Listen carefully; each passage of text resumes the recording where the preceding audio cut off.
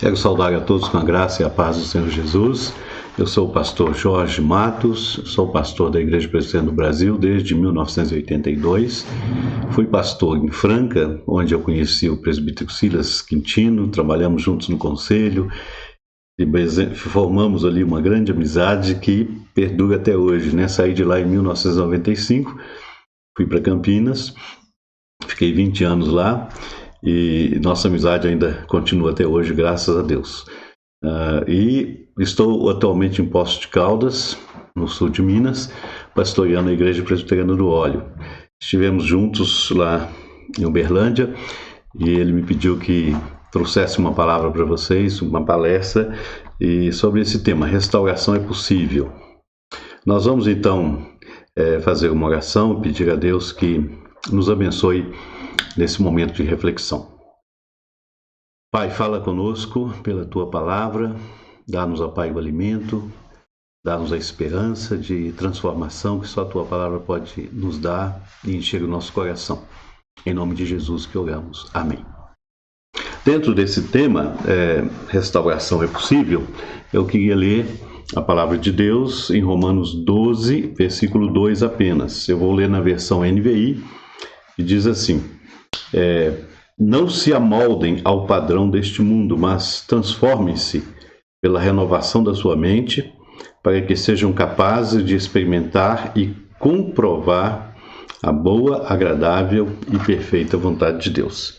Então Paulo está nos dando uma palavra, de Deus aqui, para a gente não aceitar os padrões do mundo. O cristão sempre realmente anda na contramão do mundo, contra a cultura cristã, e entender a vontade de Deus para as nossas vidas, para a nossa família, para o nosso lar. Por isso nós queremos falar sobre esse tema, restauração é possível. Crises, todo casamento tem, nenhuma família é perfeita. O reverendo Adão Carlos, em seu livro Oficina de Casamento, ele diz que nenhum casamento é tão ruim que não possa ser restaurado e nenhum casamento é tão bom que não possa ser melhorado. É um princípio interessante, E como a gente pode realmente fazer isto, Como nós podemos restaurar nosso casamento se ele estiver realmente ruim, Ou como nós podemos melhorá-lo mesmo que a gente ache que está tudo bem. Então, é interessante uma frase que eu ouvi de um psicólogo que diz que tudo que está encoberto não pode ser tratado. Ou seja, para se curar é preciso trazer o problema à tona, E Jesus disse isso, Os sãos não precisam de médicos, e sim os doentes, Então, para que uma pessoa seja tratada, ela precisa reconhecer que está doente. O Jesus não está dizendo que todos estão bem, Lógico, quando ele falou essa palavra, ele sabia que todos precisavam de salvação, todos precisavam de vida eterna. Mas o que Jesus está dizendo é que aqueles que não acham, não se reconhecem doentes, não vão procurar tratamento. Aquele que acha que está tudo bem, não vai procurar ajuda, Tenta convencer uma pessoa cheia de saúde a ir no médico fazer um check-up. Ele vai rir na sua cara, vai dizer, não, eu estou bem, não preciso de nada, Mas então, quando Jesus fala que os sãos não precisam de médico, só os doentes, a gente também pensa que existe um tempo, para iniciar um tratamento. Assim como uma doença existe e para ela ser tratada e reverter o avanço da mesma, como algumas doenças graves como câncer, quanto mais cedo você descobrir, mais cedo você vai iniciar o tratamento e mais chances você vai ter de cura completa. Assim também no casamento existe um tempo no qual é possível restaurar o relacionamento.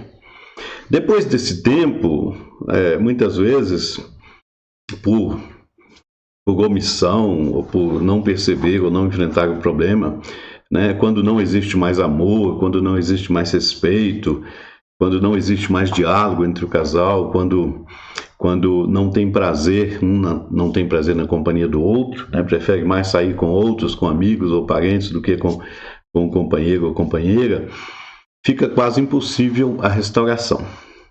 E eu coloco quase impossível porque eu ainda acredito em milagres, Então eu acredito que Mesmo que aparentemente o casal diga que não tem jeito, Deus pode fazer um milagre, com certeza.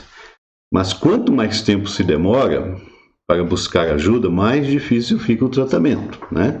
É o mesmo caso da enfermidade. Quanto mais tempo você enrola para tratar, para buscar ajuda e buscar o médico, mais difícil vai ficar o tratamento. Em muitos casos, às vezes, é tão tarde que só uma cirurgia radical pode ajudar, né? Então, nesse aspecto, a gente também entende que divórcio é um remédio muito amargo para situações muito difíceis, mas não é uma alternativa quando ainda há tantas saídas para resgatar uma relação. Então é preciso reconhecer onde erramos, buscar a reconciliação e tentar reverter os problemas do relacionamento. Assim como a prevenção é o melhor remédio para o tratamento do câncer, a prevenção ainda é o melhor remédio para tratar problemas no casamento, né? E quais são as coisas que nós podemos fazer nesse aspecto de prevenção? 3 coisas, pelo menos, todo casamento deveria ter, né?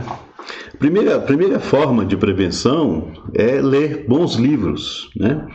Boas leituras. Você não precisa, às vezes, sair buscando ajuda, conversando com outras pessoas. Você mesmo pode se prevenir. Assim como você faz com sua saúde, né? Você sabe como se cuidar porque você se informa, lê e assiste reportagens de outras coisas. Então, boas leituras podem ajudar. E quando eu falo boas leituras, estou me referindo não só ao livro físico, mas todas as formas de você adquirir informações, né? Sejam palestras no YouTube, sejam congressos presenciais ou o que for, você pode, através do conhecimento, da busca desse conhecimento, livros e palestras sobre família, sobre todos esses assuntos que hoje, graças a Deus, a gente tem bastante material, né, disponível, e através de várias mídias. Se você não gosta de ler, você pode ouvir, né, temos audiobook, né, e muitas outras formas em que você pode se prevenir através dessa ferramenta, né? E quanto mais cedo começar, melhor. Eu, quando faço casamentos, né, quando os jovens me procuram para fazer o casamento, eu já começo aí a orientar e passar livros para serem lidos juntos. E faço, então, 3 ou 4 sessões com eles. Quanto mais cedo, melhor, né? Então, se eles se programam se casar daqui a 1 ano, dá tempo da gente ler um livro por trimestre e discutirmos juntos. Isso é uma prevenção muito importante. A segunda forma, o segundo passo, quando isso não é suficiente, quando você percebe que ainda há problemas, o segundo passo é buscar a ajuda de pessoas e amigos de confiança, né? Então, bons conselhos e boas conversas certamente são bem-vindos em qualquer casamento, né? Como Provérbios diz que na multidão de conselhos há sabedoria. Então, esse passo também ajuda. Você, às vezes, não precisa de um tratamento específico, né? Mas você pode buscar bons conselhos. E principalmente o brasileiro, né? Que diz que de médico, de louco, todos nós temos um pouco. E todo mundo sempre tem uma fórmula para alguma doença, né? Para uma dor de cabeça, para uma dor no corpo. Sempre tem, toma um chá tal, toma não sei o quê, toma não sei o quê. E esses são os conselhos, né, que a gente recebe. E muitos deles são bons. Então, você pode procurar uma amiga, um amigo, um casal que você vê como modelo e se aproximar desse casal. Então, o casal tem um outro que está sempre ali monitorando, né, acompanhando, servindo de exemplo. E isso, às vezes, é melhor do que uma palestra. Você vê na amizade com um casal, como eles se relacionam, como que eles tratam um ao outro, como que eles se respeitam, como que eles administram sua vida, seus filhos, suas finanças. Isso é um bom exemplo, né? E o terceiro e último passo se faz necessário quando nenhum dos anteriores resolve, né? Aí você tem que dar um passo mais importante, que é buscar uma ajuda externa. Você tenta resolver de várias maneiras aquele problema que já vem no relacionamento, né? Seja com leituras, palestras, com conselhos de amigos, se aproximando de pessoas. Quando isso não resolve, você então vai procurar uma ajuda profissional, igual a gente faz com a saúde, né? Você tentou remedinhos caseiros, tentou isso, tentou aquilo, aí não tem jeito, você vai no médico e lá você vai fazer vários exames para descobrir o que está acontecendo e como pode ser tratado. Então, esse terceiro passo seria buscar ajuda profissional, né? Uma pessoa de fora que vai olhar a situação de vocês de forma imparcial e vai ser ali um moderador e para tentar administrar aqueles conflitos, né? Então, essa ajuda pode ser através do seu pastor, né? O pastor está ali disponível, o pastor tem experiência, o pastor tem conhecimento e tem preparo para tratar e aconselhar num primeiro momento. O próprio pastor, ele vai também diagnosticar, no caso, né? E vai ver se vai encaminhar para alguma pessoa especializada, né? Às vezes até um médico. Eu já tratei casos em que o problema era físico, e eu falei, você vai procurar primeiro um médico especialista para resolver esse problema, né? Às vezes um relacionamento conflitante na área sexual de um dos cônjuges, né? E às vezes era um problema de saúde, ou às vezes um problema psicológico, um trauma de infância. Eu já peguei muitos casos assim, em que a pessoa teve trauma de infância, foi abusado na infância, e aí um só tinha que tratar aquele problema com um especialista, um psicólogo, fazer terapia para resolver aquilo, para que o relacionamento pudesse caminhar para uma cura, né? Então o pastor vai fazer esse primeiro diagnóstico, essa primeira conversa, e ele mesmo vai ver se vai precisar de uma ajuda externa, profissional, ou às vezes até uma ajuda de terapeuta de casal, né? Que é um ramo hoje da psicologia que tem crescido muito. Você vê isso em filmes americanos, e no Brasil já tem aquele filme Senhor e Senhora Smith, né? Eles procuram terapia de casal, e aqui no Brasil já tem bastante também. Então, o importante é que todos esses 3 passos que você pode dar é saber que em qualquer casamento ou em qualquer relacionamento existe possibilidade de restauração, existe possibilidade de cura, existem caminhos que podem ser seguidos para que haja realmente a restauração completa, né? Então, para evitar problemas maiores, precisamos primeiro buscar realmente a prevenção, né? Você tem que estar sempre vigiando, né, o seu casamento, olhando para o seu casamento. Percebemos como fazer isso, né? Então, de tempos em tempos a gente precisa avaliar o nosso relacionamento, e de tempos em tempos a gente precisa fazer esse check-up, né?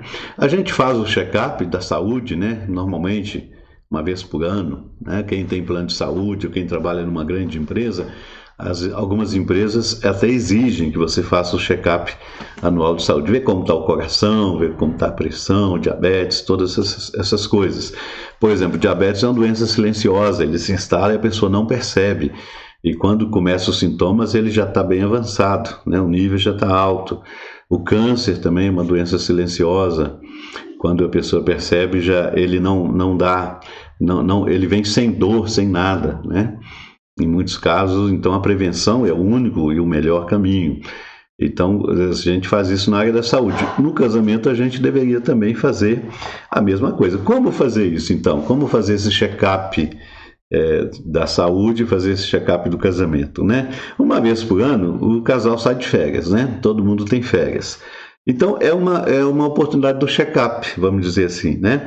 O casal deveria programar, então, suas férias. Olha, em vez de passar as férias todas dentro de casa, visitando sogra, visitando mãe, pai, ou reformando a casa, né? Ah, mas precisa fazer reforma da casa, precisa trocar o carro, não posso viajar porque gasta muito. Não pensa dessa forma. Pensa nas férias como um check-up. Então, nem que seja metade do período das férias, você gastar o seu dinheiro, né? Metade você gasta na reforma da casa, outros compromissos, mas uma parte você reserva para esse check-up. Você então vai sair com sua esposa, com seu esposo, vocês vão programar, né? Exigir realmente que esse tempo seja separado para estarem juntos. E nesse passeio que vocês vão programar num lugar bonito, num lugar de descanso, vocês vão ter muita oportunidade de conversar.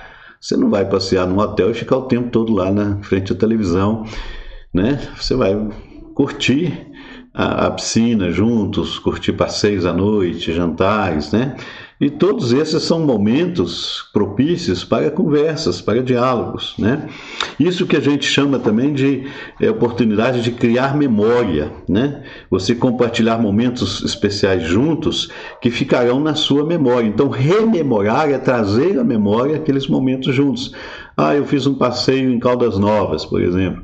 Ficamos lá 4 dias, 3 dias, um feriado. E temos fotos, tivemos boas conversas, bons jantares. Então isso é rememorar, é trazer a memória. Agora, se nada foi feito, não tem como rememorar. Você precisa criar a memória para depois você relembrar aquilo que você fez, né?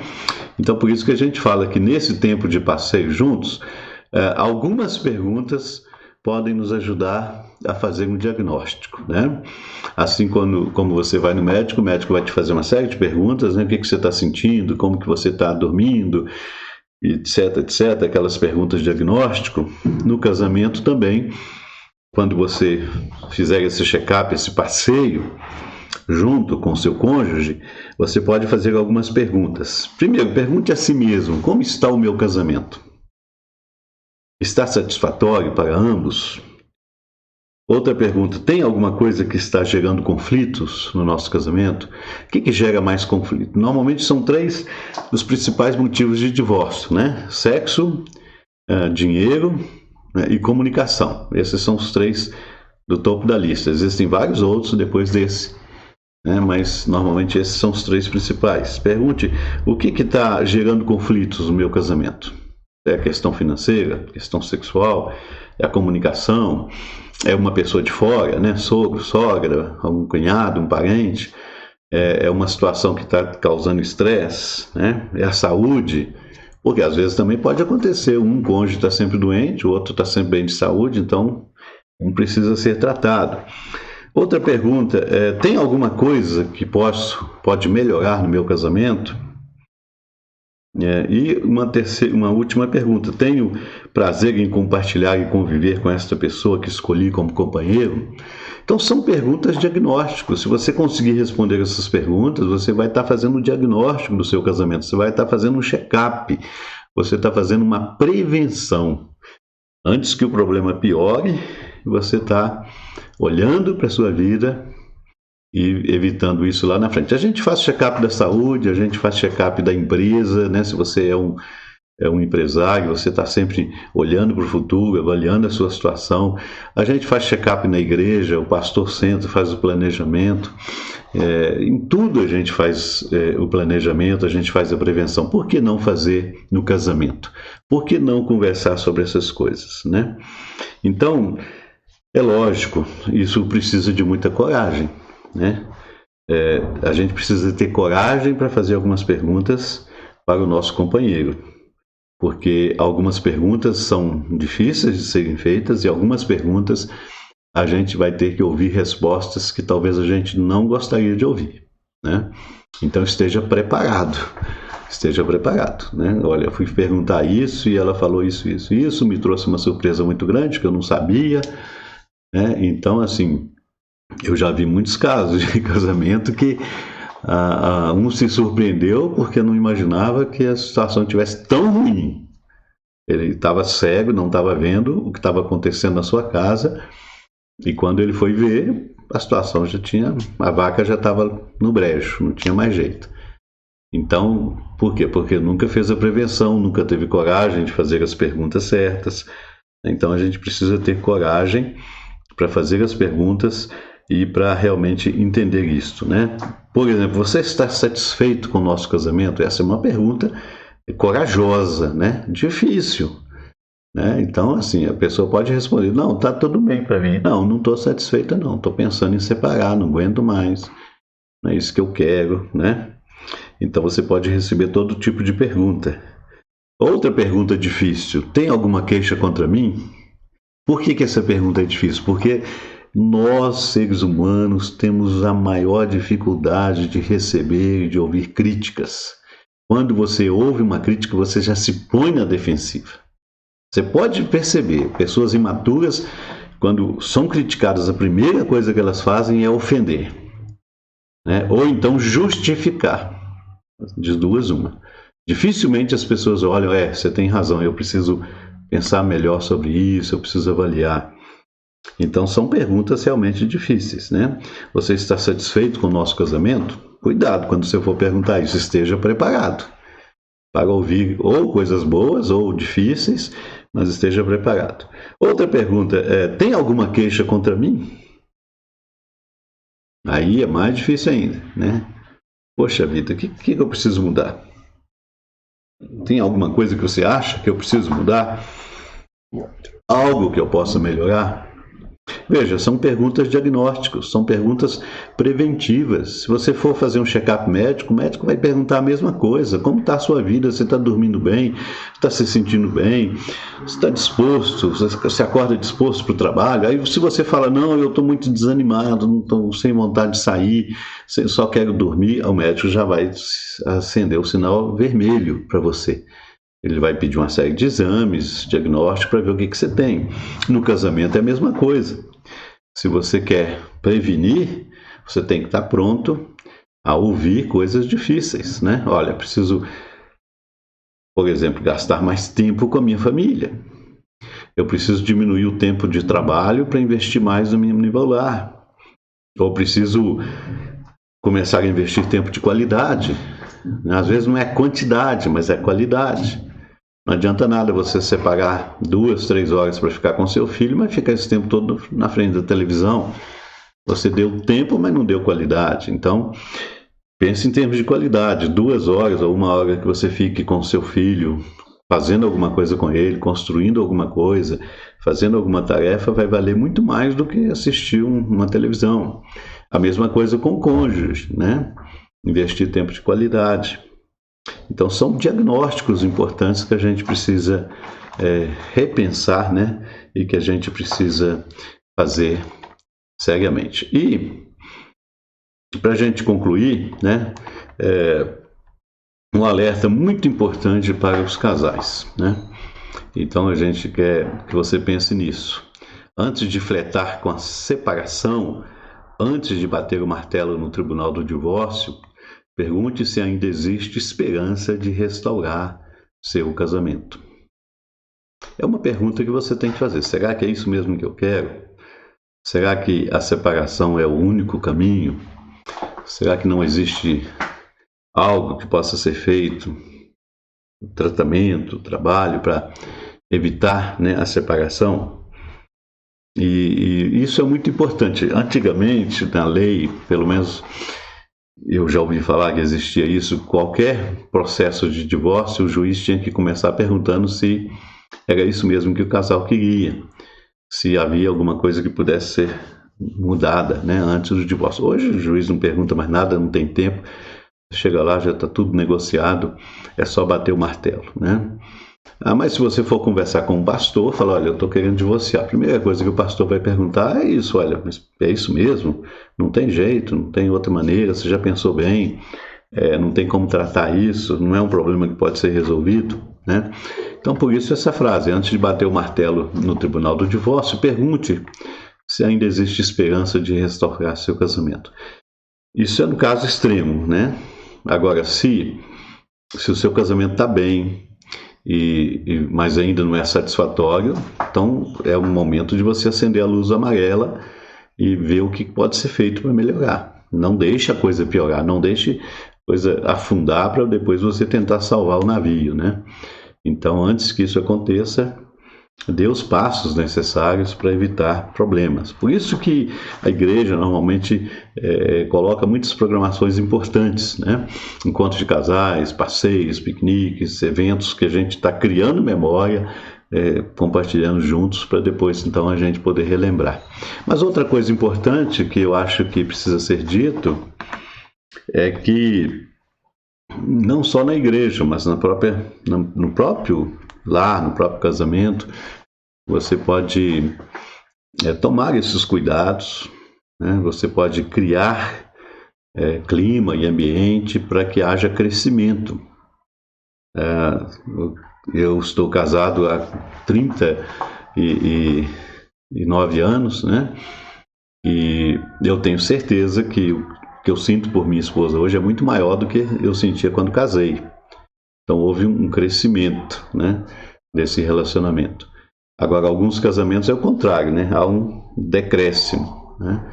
A situação vai se deteriorando. Então, por isso a avaliação é importante para você perceber como está o seu casamento. Ele está crescendo, ele está amadurecendo, vocês estão criando cada vez mais intimidades, ou ele está estabilizado. Ou vocês podem falar, meu casamento não muda há muito tempo, está a mesma coisa, mesma monotonia.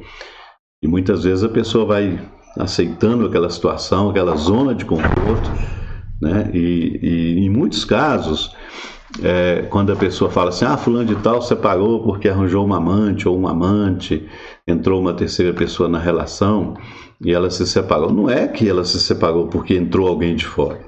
É que a situação já estava tão ruim que essa pessoa de fora só foi o start para que houvesse a separação, né? Se você está bem no relacionamento, você vai ter muitas tentações, vão sempre aparecer tentações de fora, mas elas não vão atingir. Agora, aquele que não está bem, as tentações serão fortes, né? Então, um exemplo interessante é isso. Se você tem uma Ferrari na garagem, por que você vai dirigir um Fusquinha, né? Então, se o seu casamento está bem, não há problema. Os ataques que vier de fora não vão atingi-los, porque você está bem.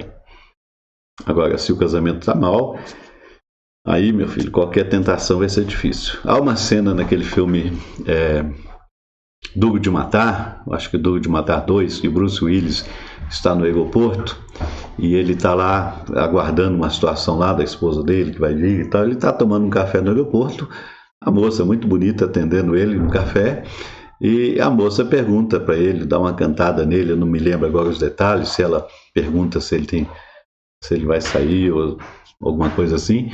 Ele só faz assim, ele só mostra a aliança, né?